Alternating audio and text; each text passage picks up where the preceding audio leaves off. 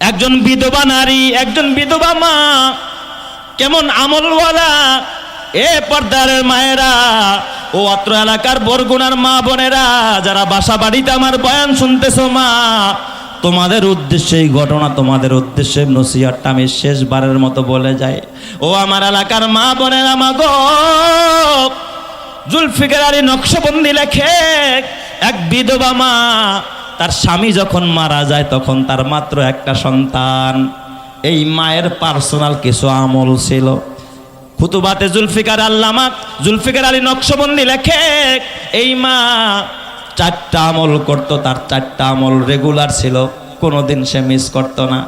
1 নম্বর আমল ছিল এই মা স্বামী মরে গেলে তো যা খুশি তাই করতে পারে, একজন বিধবা নারী, কেউ দেখার মতো নাই, কিন্তু এই নারী জীবনে কোনোদিন বেপরদায় চলে নাই। সুবহানাল্লাহ। কোন সবাই বলেন তো আমার মা বোনদের জন্য পর্দা করা সুন্নত না মুস্তাহাব?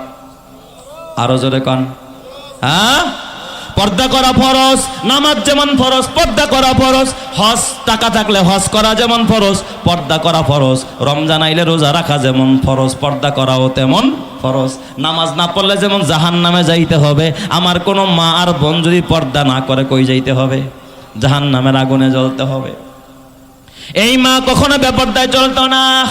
এই জন্য মাকে ডাক দেয়া বলবো, মা, ও আমার মা, আমার সোনার মা বোনেরা, শোনো দিয়া মন, নারী হয়ে জন্ম তোমার পর্দা প্রয়োজন। পর্দা হলো দিনের বিধান, মেনে চলো তাই। পর্দা ছাড়া চললে নারীর কোনো মূল্য নাই। মেয়েরা যে মায়ের জাতি, কত যে সম্মান, পর্দা ছাড়া আজ নারী হচ্ছে অপমান। পত্রিকারই পাতা খুললে প্রায় দেখা যায় এসিড নিক্ষেপ, নারী ধর্ষণ, এসব খবর রয়।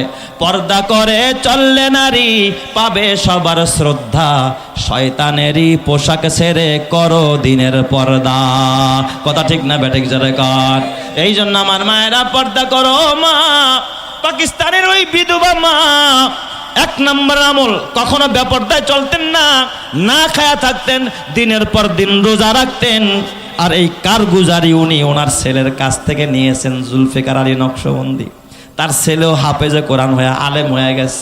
মায়ের বিবরণ দিয়েছে তার ছেলে। আমার মা জীবনে কখনো বেপরদায় হয় নাই, এটা আমার মায়ের 1 নম্বর আমল। আমার মায়ের 2 নম্বর আমল হলো, আমার মা 5 ওয়াক্ত নামাজ আউয়াল ওয়াক্তে পড়তেন। 5 ওয়াক্ত নামাজ কোন ওয়াক্তে? আউয়াল ওয়াক্তে। দেখবেন আমাদের অধিকাংশ মা বোনেরা যারা নামাজ পড়ে তারাও কিন্তু টাইম মতো পড়ে না, সময় শেষ করে তারপরে পড়ে, ঠিক না বেঠিক? অনেকে তো পড়েই না, আর যারা পড়ে তারা টাইম মতো পড়ে না। কিন্তু ওই মা আউয়াল ওয়াক্তে 5 ওয়াক্ত নামাজ পড়তেন।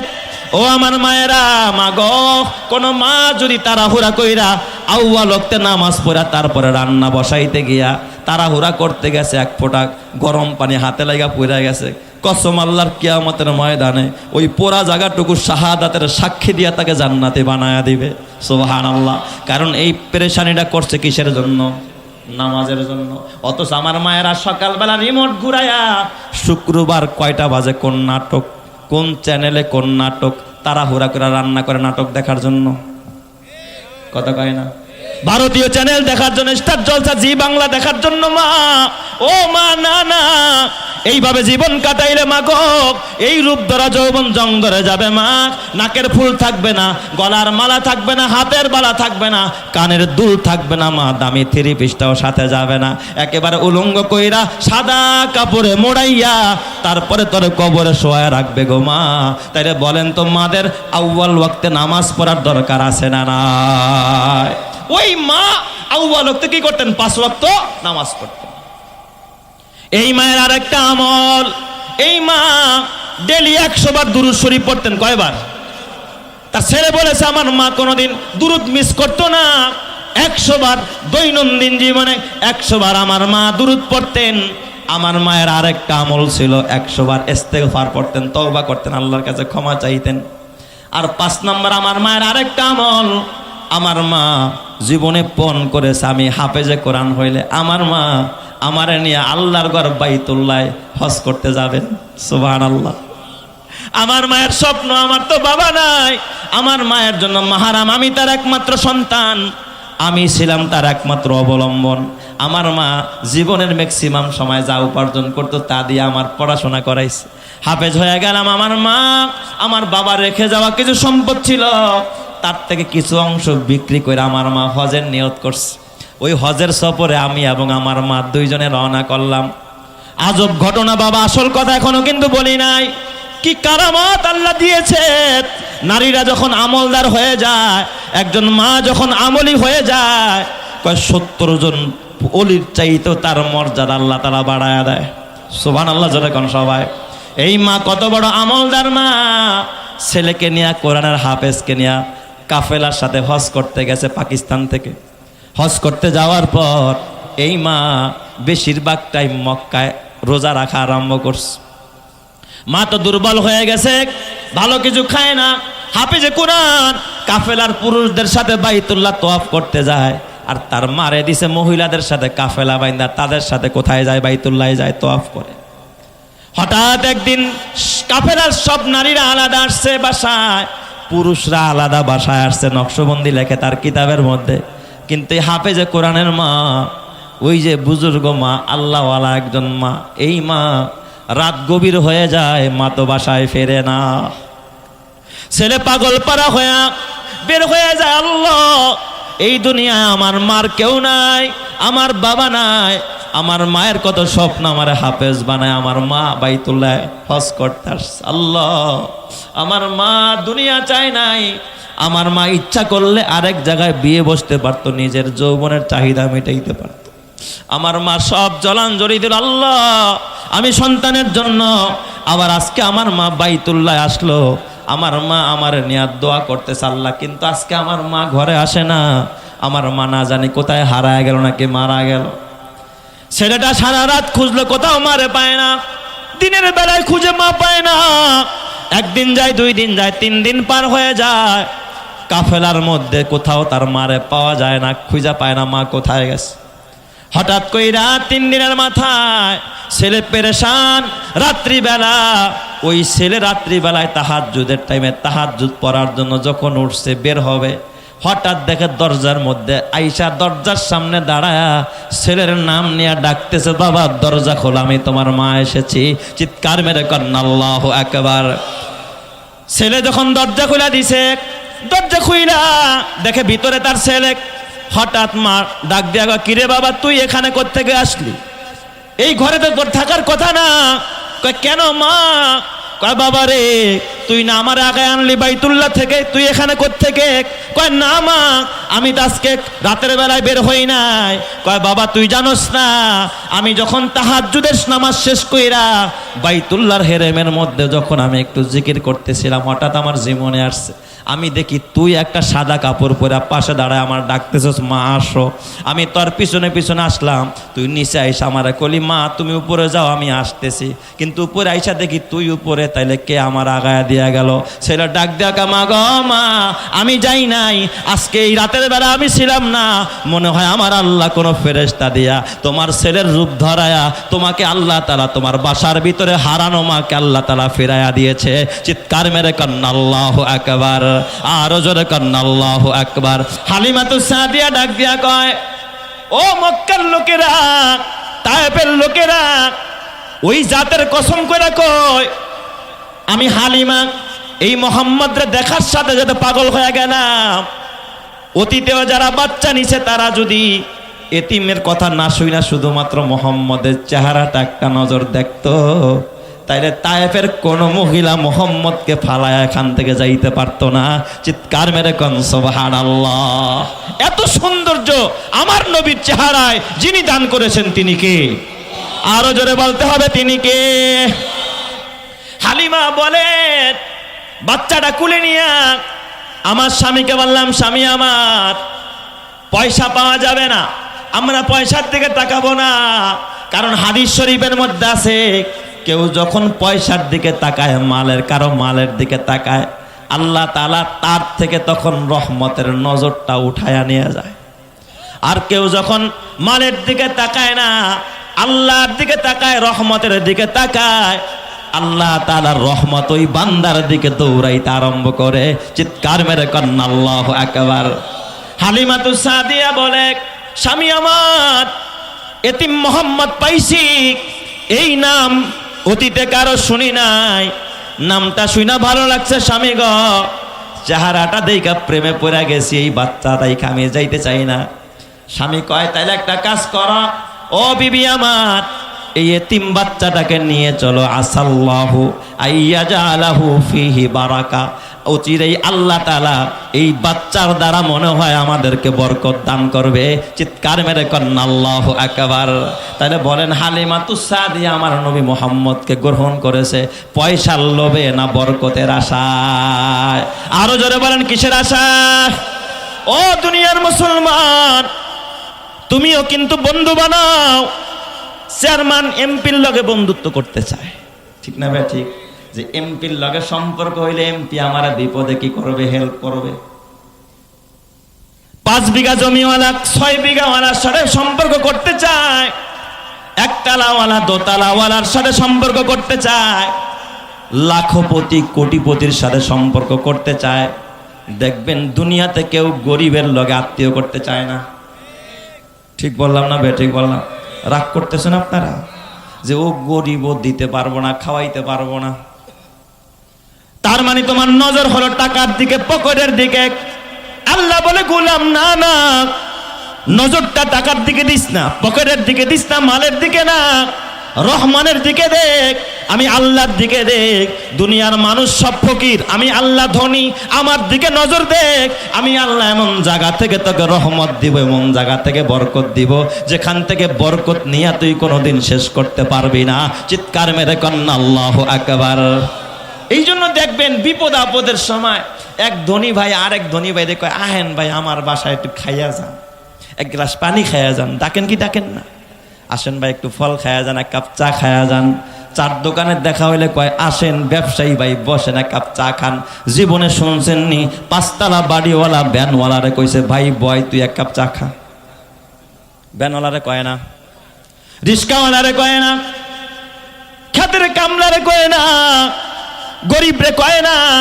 এই যে আপনাদের মাদ্রাসা, এই মাদ্রাসা অনেক গরিব পড়ে কি পড়ে না? এই কথা বলেন, পড়ে কি না? কলেজ পড়ুয়া ছাত্র, এক দলের সে প্রধান, সভাপতি, সেক্রেটারি, চিন্তা করে ওরে রাখলে আমার ছেলের ভর্তির সময় কাজে লাগবে। ওরে ডাক দিয়া চা খাওয়া, ওরে ডাক দিয়া নিমন্ত্রণ করে তারপরে আপ্যায়ন করে। কিন্তু একদিন তো বললাম না মাদ্রাসার একটা এতিমরে বাসায় নিয়ে আজকে আমি খানা খাওয়াবো। আমি ওর কাছ থেকে দুনিয়া চাই না, ওর পকেটের দিকে তাকাবো না। ওর টাকা নাই, পয়সা নাই, ও আমাকে দুনিয়ায় উপকার যদি নাও করতে পারে, কসম আল্লাহর, তুমি না তাকাইলেও আল্লাহ তাআলা নূরের ফেরেশতারা ওর পায়ের নিচে নূরের ডানা বিছায়া দেয়। ওরে যদি একদিন আদর কইরা একটা হাফেজে কোরআন, এই যে আজকে পাগড়ি নিয়ে গেল, এই হাফেজে কোরআনটাকে যদি বলো যে ভাই চল তুই আমার বাসায় চল, ও তোর ঘরের মধ্যে হাঁটবে, তোর বাড়িতে হাঁটবে, তোর খাটের মধ্যে বসবে, কসম আল্লাহর, যেই জায়গায় ওর কদম পড়বে ওই জায়গায় নূরের ফেরেশতারা নূরের ডানা বিছায়া দিবে। কথা ঠিক কিনা? গোটা ঘর নূরে নূরান্বিত হবে। আর গাঞ্জাখোর, বাটপার, চোর আর সিটার, সুদখোর আর ঘুষখোরের ঘরে নিবি, বরকত দূর হয়ে যাবে। কথা ঠিক না ঠিক জোরে কর? এই হলো আমাদের হালাত। হালিমাতুস সাদিয়া ডাক দিয়া বলে স্বামী আমার টাকা চাই না, পয়সা চাই না, এই বাচ্চাটারে এতিমটারে পালতে চাই বরকতের আশায়। সুবহানাল্লাহ বলেন না সবাই? হালিমাতুস সাদিয়া বলে, সিরাত ইবনে হিশামের মধ্যে লেখছে, হালিমাতুস সাদিয়া বলে আমি দুর্বল, আমার গাদাটাও ছিল বড় দুর্বল। এই ছোট্ট শিশু মোহাম্মদরে যখন কুলে নিলাম, হঠাৎ দেখে আমার শরীরটা একটা ঝাঁকি মারল। ঝাঁকি মারার সাথে সাথে আমি দেখি আমার শরীরের মধ্যে কেমন যেন শক্তি এসে গেছে। আমার শরীরটা কেমন যেন এখন চাঙ্গা চাঙ্গা বাপ, মনে হয় যেন দুইটারে গুছাই মেরালে, শক্তি বেড়ে গেছে।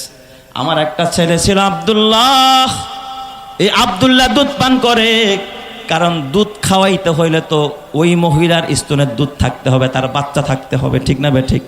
যার বাচ্চা নাই সে কি আরেকজনের দুধ পান করাইতে পারে নাকি? আমার আব্দুল্লাহ দুধ পাইতো না, সারাদিন টেও টেও করতো, কান্না করতো। কিন্তু এই আখেরি জামানার পয়গম্বর মোহাম্মদরে কোলে নেওয়ার সাথে সাথে আমার যে স্তনগুলো একেবারে শুকানো ছিল, মোহাম্মদকে কোলে নেওয়ার সাথে সাথে আমি তাকায় দেখি আমার স্তন দুইটা দুধে ভরপুর হয়ে গেছে। আর একটু জোরে কান্না আল্লাহু আকবার। বলেন তো বরকতের মালিক কে? আরো জোরে বলেন বরকতের মালিক কে? হালিমাতুস সাদিয়া স্বামীরে বলে, স্বামী আমার গাধায় উঠে। স্বামী গাধায় বসছে। হালিমাতুস সাদিয়া নবী মুহাম্মদ রাসূলুল্লাহরে কোলে নিয়ে স্বামী আগে পিছনে বসছে। গাধা সাথে সাথে জমিনে বসে পড়ছে। গাধা দাঁড়ায় না, লাগাম দিয়া চাবুক মারে, ওঠো, গাধা ওঠে না। হালিমাতুস সাদিয়া কয় মনে হয় কিছু একটা ঘটছে। স্বামীর আপনি একটু নামেন দেখি গাধা কেন দাঁড়ায় না। তাহলে আপনি নামেন। আমার নবী মুহাম্মদুর রাসূলুল্লাহরে কোলে নিয়ে হালিমাতুস সাদিয়া আগে বসছে। আপনি একটু পিছে বসেন দেখি গাধা দাঁড়ায়নি।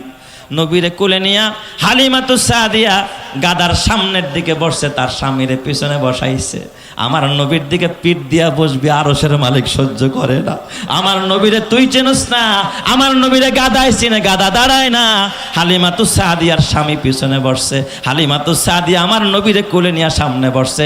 অমনি গাদা শক্তি সঞ্চার করে এত দ্রুত গতিতে দৌড়ায়, কিসের ঘোড়া কিসের উট। ওই যে কাফেলা কয়েক মাইল পার হয়ে আগে চলে গেছে, এই কাফেলা ক্রস কইরা হালিমাতুস সাদিয়ার দুর্বল গাদা সবল হয়ে তাদেরকে ক্রস কইরা আগে আগে হাঁটা আরম্ভ করেছে। চিৎকার মেরে কান্না আল্লাহু আকবার। আরো জোরে বলেন আল্লাহু আকবার। নবী নবী বলে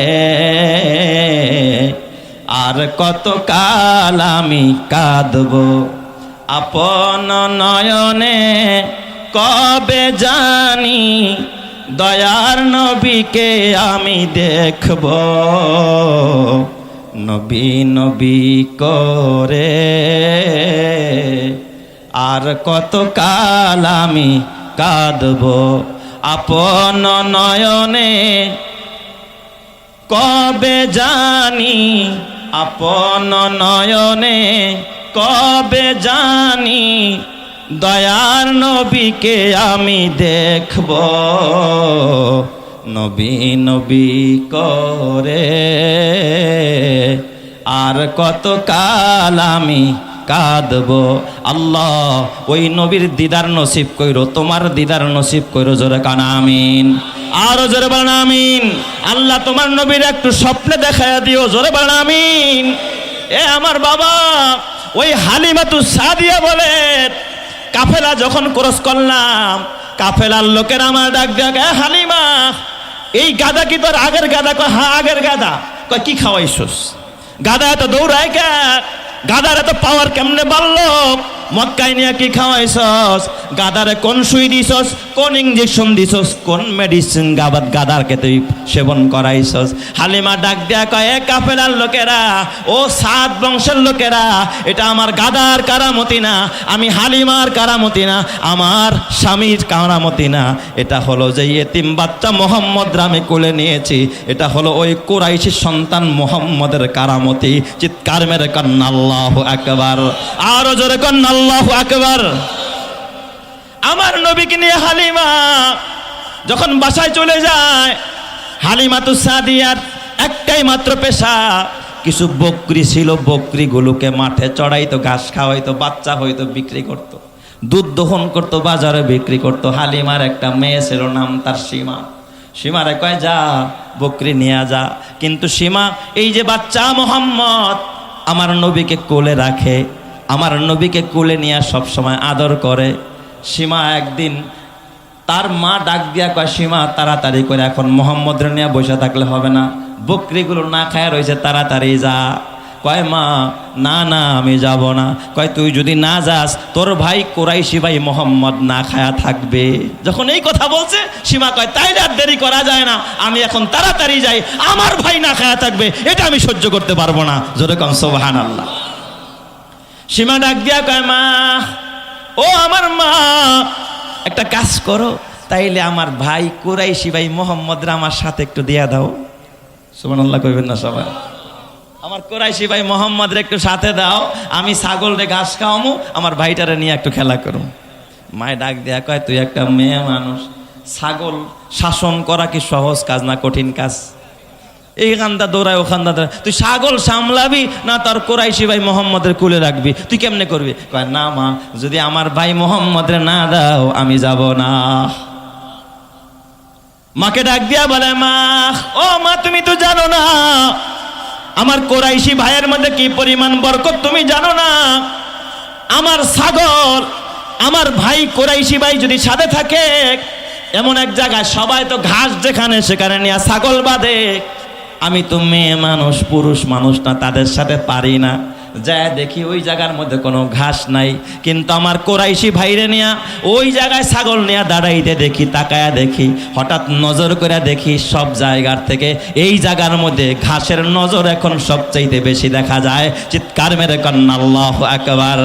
বলেন তো এই বরকত আমার নবীর কারণে, কথা ঠিক কিনা? কয় মা, তুমি জানো না, একদিন আমার ভাইরে নিয়ে খেলা করতেছি, হঠাৎ করে সূর্য ডুবে গেছে, ছাগলের খবরে আমার কাছে নাই। আমি চিন্তায় পড়ে গেলাম, না জানি ছাগল বাঘে খায়া বানায় কিনা। ও মা, আমি আমার কোরাইশি ভাই এই মোহাম্মদের চেহারার ভিতরে এত মায়া, ওর চেহারার দিকে আমি তাকায় রইছি, হঠাৎ দেখি বেলা ডুবে গেছে, ভাবছি ছাগলগুলো সব হারায় গেছে। কিন্তু মা গো, আমি হঠাৎ নজর কইরা তাকায়া দেখলাম আমি সীমা যেমন আমার ভাই দুধ ভাই মোহাম্মদের দিকে তাকায় রইছি, আমার সব ছাগলগুলো চতুর্দিক দিয়ে আইসা গোল বৈঠক কইরা আমার দুধ ভাই মোহাম্মদ ইবনে আব্দুল্লাহর দিকে আপলক দৃষ্টিতে তাকায়া তাকায়া কাঁদতেছে। চিৎকার মেরে কন্না আল্লাহু আকবার। দুরপেশানি নে তেরে কত রুক দরিয়া কর দিয়া, দুরপেশানি নে তেরে কত রুক দরিয়া কর দিয়া, दिल को रोशन कर दिया, आँखों को बेना कर दिया, खुद न थे जो राह पर और को हादी बन गए, खुद न थे जो राह पर और को हादी बन गए, क्या नजर थे जिसने मुर्दों को मसीहा कर दिया। चित्कार मेरे कन्ना अल्लाहु अकबर। ए আমার বাবা, এই হালিমাতুস সাদিয়া 2 বছর পর নবীকে 2 বছরের চুক্তি ছিল, 2 বছর পর আবার মক্কায় নিয়ে যায়। আমেনার কাছে গিয়া কয়, আমেনা, দিতে চায় মন চায় না, মোহাম্মদ রে ফেরত দিতে মন চায় না রে আমেনা। আমেনার এখন উল্টা বোঝায়, ও আমেনা, মক্কার আবহাওয়া ভালো না, কয়দিন পর পর মহামারী দেখা দেয়, তায়েফের আবহাওয়া ভালো, গাছগাছালি, গ্রাম্য পরিবেশ, আর 2টা বছরের লেগা তোমার ছেলে মোহাম্মদ রে আমার কাছে দিয়ে দাও, আরো 2টা বছর তোমার ছেলেকে ফিরি লালন পালন করতে। আমেনা নবী মোহাম্মদের মায়া ভুলতে পারে না, আরে হালিমা ভুলতে পারে না, পটাইতেছে মা আমেনাকে, গর্ভধারিণী মাকে পটায়। ও আমেনা, আর রাইখো না, দিয়ে দাও, আবারও নিয়ে যাই, চুক্তি অনুযায়ী 2 বছর শেষ, আরো 2 বছরের জন্য চুক্তি করো, তোমার ছেলে মোহাম্মদরে আমার কাছে দিয়ে দাও, আমি আদর দিয়ে সোহাগ দিয়ে তোমার ছেলেকে লালন পালন করব। আর এত বরকত পাইছি এই বাচ্চার ভিতরে। ও আমেনা শোনো, আমার একটা ছেলে আছে আব্দুল্লাহ, তোমার ছেলের হৃদয়টা এত বড় প্রশস্ত আল্লাহ বানায়া দিছে। আমার ছেলে আব্দুল্লাহ একটা সময় দুধ পাইতো না, কিন্তু এই মোহাম্মদের ঘরে আনার পর আমার ছেলে একটা দুধ পান করে, কিন্তু আরেকটা দুধ আমি মোহাম্মদরে পান করাই। আমি বারবার চেষ্টা করেছি ওর দুধ ভাইয়ের দুধের মধ্যে মুখ লাগাইতে, কিন্তু মোহাম্মদ কোনোদিন তার ভাইয়ের দুধে মুখ লাগায় না, সব সময় নিজেরটা পান করে, কোনোদিন ভাইয়ের দুধের মধ্যে মুখ লাগায় নাই। জোরে কোন সুবহানাল্লাহ। ও আমেনা শোনো, আমি আর একটা কথা বলি, আমি মোহাম্মদকে কখনো কাঁদতে দেখি নাই, মোহাম্মদ কখনো কাঁদে না। ক্ষুধা লাগলে বাচ্চারা ট্যাও ট্যাও করে কান্না করে, ব্যথা পাইলে কাঁদে, মোহাম্মদরে কখনো কাঁদতে দেখি নাই। কিন্তু একটা কারণে মোহাম্মদরে কাঁদতে দেখেছি। আমেনা ডাক দিয়া কয়, হালিমা কখন কাঁদতে দেখেছো? কয়, যখন মোহাম্মদের লজ্জাস্থান থেকে কোনো কাপড় সরে যায়, কোনো কাপড় যখন সরে যাইত তখনই শুধু মোহাম্মদরে কাঁদতে দেখেছি, এছাড়া কোনো সময় আমি নবী মোহাম্মদরে কাঁদতে দেখি নাই। চিৎকার মেরে কোন সুবহানাল্লাহ। হালিমাতুস সাদিয়া আবার 2 বছরের জন্য নিয়ে আসলেন। 4 বছর যখন হয়, এই সীমা আমার নবীর নিয়ে আবার বকরি চড়াইতে যায়। সীমা হয়রান হয়ে দৌড়ায়, সামারা ডাক দেখা, মা গো সর্বনাশ। মা কয়, কি হয়েছে মা? কয়, দেখলাম সাদা পোশাকধারী 2 জন মানুষ, আসমানে মাথা জমিনে তার পা, আমার কোরাইশি ভাই মোহাম্মদের ধরে দেখলাম একটা জঙ্গলের মধ্যে শোয়া দিল, তার পুরা সিনাটারে দেখলাম ফাইরা ফেললো। ও মা, দেখলাম একটা ঝলমল ঝলমল করে মনে হয় জান্নাতি তস্তরি, জান্নাতি পেয়ালার মধ্যে জমজমের পানি দিয়া কি জানি ধৌত করলো, কি জানি ফিট করলো। আবার ওইটা দেখলাম মোহাম্মদকে আবার সিনার মধ্যে ঢুকে আবার লাগায়া দিল। আমার ভাই বাইচা আছে না মইরা আছে? মা তাড়াতাড়ি আসো। এই দিক দিয়ে হালিমাতু সাদিয়া ঠিক যা দেখে আমার নবীর বক্ষ বিদারণ হয়ে গেছে। ওই 4 বছর বয়স আমার নবীকে আল্লাহ তাআলা, এই সিনাকে আল্লাহ তাআলা জমজমের পানি দিয়া ধুইয়া এই সিনার মধ্যে ঈমান, তাকওয়া, মোহাব্বত, ভালোবাসা, ইস্তেকামাত সব কিছু দিয়ে আমার নবীর সিনাটাকে আল্লাহ তাআলা একেবারে প্রশস্ত করে দিয়েছে। চিৎকার মেরে কন্না আল্লাহু আকবার। এই কথাটা আল্লাহ তাআলা আমার নবীকে শোনায়, আলাম নাশরাহ লাকা সাদরাক, হে নবী আমার, ওই যে 4 বছর বয়সে একবার সিনাটাকে প্রশস্ত করে দিয়েছি, আরেকবার আল্লাহ করেছে 10 বছর বয়সে, আরেকবার আল্লাহ করেছে ওহী নাজিল করার আগে, কোরআন নাজিল করার আগে, আর চতুর্থবার নাজিল করেছে মেরাজে নেওয়ার আগে। আমার নবী জান্নাত দেখবে, আমার নবী জাহান্নাম দেখবে, আমার নবী সিদরাতুল মুনতাহা ভেদ করবে, আমার নবী বুরাকে চলবে, আমার নবী রফরফে চলবে, আমার নবী যেন ভয় না পায়। এই জন্য আমার নবীকে আল্লাহ তাআলা 4বার সিনাটাকে চাক কইরা এই সিনাটাকে ইসলামের জন্য প্রশস্ত করে দিয়েছেন। যিনি, তিনি কে? আরো জোরে বলেন না, তিনি কে? এরপর আল্লাহ তাআলা 2 নম্বরের নিয়ামতের কথা শোনায়। আপনাদের কষ্ট হবে, আমি কি শেষ করে দিব? আমি আর লম্বা করব না, অল্প সময় শেষ করবো ইনশাআল্লাহ। আল্লাহ তাআলা নবীকে 2 নম্বরের নিয়ামতের কথা শোনায়। ও নবী আমার, আলাম নাশরাহ লাকা সাদরাক ওয়া ওয়াদানা আনকা বিজরাক, হাবিব আমার, আমি কিন্তু আপনার বোঝাকে হালকা করে দিছি, পুরা লোডটা কিন্তু আপনার উপর আমি দেই নাই। কিসের বোঝা? কিসের বোঝা? কয় আল্লাহ গোটা উম্মত, গোটা জগৎটা এমন এক জাহিলি যুগে আল্লাহ তাআলা তার নবীকে পাঠায়, যেই যুগের মধ্যে একজন বাবা তার নিজের মেয়েকে জীবন্ত মাটির মধ্যে পুঁতে রাখে। এত বড় অন্যায়ের সাথে, এত বড় গুনার সাথে যেই উম্মত, যেই মানুষ জড়িত, এই মানুষগুলোরে কেমনে তিনি হেদায়েতের পথে ডাকবেন? বলেন তো, এটা নবীর জন্য বড় একটা বোঝা কি বোঝা না? যে গোটা দেশ একদিকে আর নবী আরেক দিকে, এই মানুষগুলোকে দিনের পথে আনা সহজটা কঠিন, এটা নবীর জন্য বড় একটা বোঝা। আল্লাহ কয়, নবী আমার, আমি কিন্তু এই বোঝাটা হালকা করছি, আপনার একা ছাইরা দেই নাই। তায়েফে মার খাইছেন, আমি আল্লাহ সেখানে ছিলাম। নবী আমার, জায়গায় জায়গায় মার খাইছেন, আমি আল্লাহ আপনার একা ছাড়ি নাই। আবু লাহাব আপনার গালি দিছে, তাব্বান লাকা আলিহাদা জামাতানা ইয়া মুহাম্মদ, আপনাকে কিন্তু আমি একা একা ছাড়ি না। আমি জবাব দিয়া দিছি, তাব্বাত ইয়াদা আবি লাহাবি ওয়া তাব্বা। এ আবু লাহাব, আমার নবীর হাত ধ্বংস হবে তা না, তুই আমার নবীর গালি দিছস, তোর হাত ধ্বংস হবে। কসম আল্লাহর, এই যুগে আল্লাহ তাআলা আলেম ওলামার একা ছাড়ে নাই, গাজাবাসীর আল্লাহ একা ছাড়ে নাই, ফিলিস্তিন আল্লাহ একা ছাড়ে নাই, কাশ্মীরকে আল্লাহ একা ছাড়ে নাই, আরাকানকে আল্লাহ একা ছাড়ে নাই। বলেন তো, ইমানদারদের সাথে আছেন যিনি, তিনি কে? আরো জোরে বলেন, তিনি কে? এটা গেল একটা বোঝা হালকা করার ব্যাখ্যা। আরেকটা বোঝা হালকা করার ব্যাখ্যা, আরেকটা ব্যাখ্যা হলো, বলেন তো কোরআন হালকা না ভারী? কারণ ভারী দেখেই তো আল্লাহ কয়, ইন্না আরাজানাল আমানাতা আলাস সামাওয়াতি ওয়াল আরদ। আল্লাহ কয়, এই কোরআনের আমানাত আমি আল্লাহ আসমানে দিতে চাইছি, আসমান নেয় নাই। আসমান কয়, কোরআন যদি আমার উপরে দাও, আমি আসমান ভেঙে পড়বো। আমি জমিন দিতে চাইছি, জমিন কোরআনের বোঝাটা নেয় নাই। জমিন কয়, আমি ভূগর্ভে চলে যাব, ডেবে যাব। ওয়াল জিবাল, আল্লাহ কয়, আমি কোরআনের বোঝাটা পাহাড়ে দিতে চাইছি। পাহাড় কয়, আল্লাহ আমারে দিও না, আমিও মোমের মতো গইলা যাব। আল্লাহ তাআলা বলে, ইন্না আরাদানাল আমানাতা আলাস সামাওয়াতি ওয়াল আরদ, আসমানে দিতে চাইলাম, জমিনে দিতে চাইলাম, পাহাড়ে দিতে চাইলাম, কেউ নিল না। আল্লাহ তাআলা বলে, কিন্তু এই কোরআনের বোঝা আমি মুহাম্মদ আপনার উপরে দিলাম। আপনারা দেখেছেন অনেক সময় ছোট বাচ্চারা, আপনি যখন বাজার থেকে আসেন, সে আপনার বাজারের ব্যাগটা নিতে চায়, চাই কি চায় না? বাবাই কিন্তু কয়, তাই নাও বাবা, তুমি নাও। বাবাই দেখবেন ছেলের হাতে ধরায় কি পুরা ওয়েটটা ছেলের হাতে ছেড়ে দেয়নি, বাবা ধরে রাখে। আল্লাহ তাআলা কয়, হাবিব আমার, কোরআন আমি আপনার উপরে দিয়েছি, কিন্তু কোরআনের পুরা ওয়েটটা কিন্তু আপনার উপরে আমি ছাড়ি নাই। আমি আল্লাহ উপর থেকে ধরে রাখছি, আপনি শুধু শো, আপনি শুধু নিজ থেকে শুধুমাত্র একটা বহন করার ভাব ধরে আছেন, ধরে রাখছে আমি আল্লাহ। এর দলিল হলো আল্লাহ তাআলা বলে ইন্না নাহনু নাযালনা যিকরা ওয়া ইন্না লাহু লাহাফিজুন। কোরআন আমি নাজিল করছি, হেফাজত আমি আল্লাহ করব। সুবহানাল্লাহ জোরে কোন সবাই। যদি সব নাজিল করে দিত, হেফাজতের দায়িত্ব কিন্তু নবীর উপর আইসা যাইত। আল্লাহকে হেফাজত করবে কে? কোরআন হেফাজত করবে কে?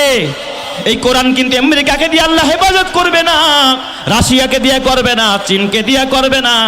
এই কোরআন হেফাজত হবে এই মাদ্রাসার হাফেজে কোরআন দিয়া, এই মাদ্রাসার হাফেজে কোরআন হেফজখানার ছাত্র দিয়া। ঠিক না ঠিক জোরে কোন।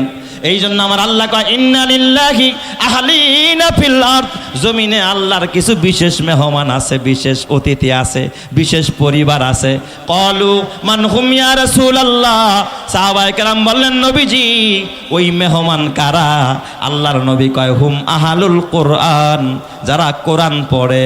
আহলুল্লাহ, তারাই হলো আল্লাহর মেহমান। ওয়া খাসাতুহু, আল্লাহর বিশেষ পরিবার। ভিতরে যারা কোরআন পড়ে আর পড়ায়, ওরাই হলো আল্লাহর মেহমান। ঠিক না ঠিক জোরে কোন। যারা আল্লাহ, এই জন্য কিয়ামতের ময়দানে আল্লাহ ডাক দিয়ে বলবে ইয়া ইবাদি, এ আমার বান্দারা, আমি ক্ষুধার্ত ছিলাম, তুই আমারে খাওয়ান দেস নাই। আমি অসুস্থ ছিলাম, চিকিৎসা করস নাই। এ গোলামেরা, আমার একটু পিপাসা ছিল, তুই আমারে পানি পান করাস নাই। বান্দা ডাক দিয়া বলবে আল্লাহ তুমি খাও না, তুমি পান করো না, তুমি অসুস্থ হও না। আল্লাহ কেমনে তোমার খাওয়ান দেব? আল্লাহ ডাক দিয়া কে ওই যে আমার মেহমানেরা, এই যে মাদ্রাসা এতিমখানা লিল্লাহ বোর্ডিং এ ছাত্ররা সকালবেলা আলু ভর্তার ডাইরের পানি খাইছে, তোর বাসায় কোরমা চলতো, পোলাও চলতো, দামি দামি খাবার চলতো, অনুষ্ঠানে তুই চেয়ারম্যান মেম্বার দাওয়াত দিছ, জীবনে তোর বাসার মেয়ের বিয়েতে একটা এতিমরে দাওয়াত দেয়া খাওয়াস নাই, একটা গরিবরে খাওয়াস নাই। ওরা ছিল আমার মেহমান, আমার পরিবার, ওরা আমার আহালরা, ওদের খবর নেস নাই। আমি আল্লাহকে খাওয়াস নাই, ওদেরকে দেস নাই মানে আমি আল্লাহরে দেস নাই, ওদের খবর নেস নাই মানে আমি আল্লাহর খবর নেস নাই। ওরা অসুস্থ হয়েছিল একদিন চিকিৎসার জন্য, কোনো খবর নেস নাই, তার মানে আমার কোনো চিকিৎসা তোরা করস নাই। এ দুনিয়ার ভাইয়েরা, ও আমার বন্ধুরা, আল্লাহ কিন্তু কোরআন নিজে আইসা হেফাজত করবে তা না। এই হাফেজে কোরআন দিয়া আল্লাহ তাআলা একজনের সিনা থেকে আরেকজনের সিনায় আল্লাহ তাআলা কোরআন পাঠায়। তার মানে ওদেরকে আল্লাহ রাখছে এই কোরআন হেফাজতের জন্য। তার মানে এরাই তো হলো আল্লাহ তাআলার বিশেষ মেহমান। ঠিক না বেঠিক জোরে কোন। তার মানে হলো এই কোরআন ওয়ালাদের খেদমত যদি করো,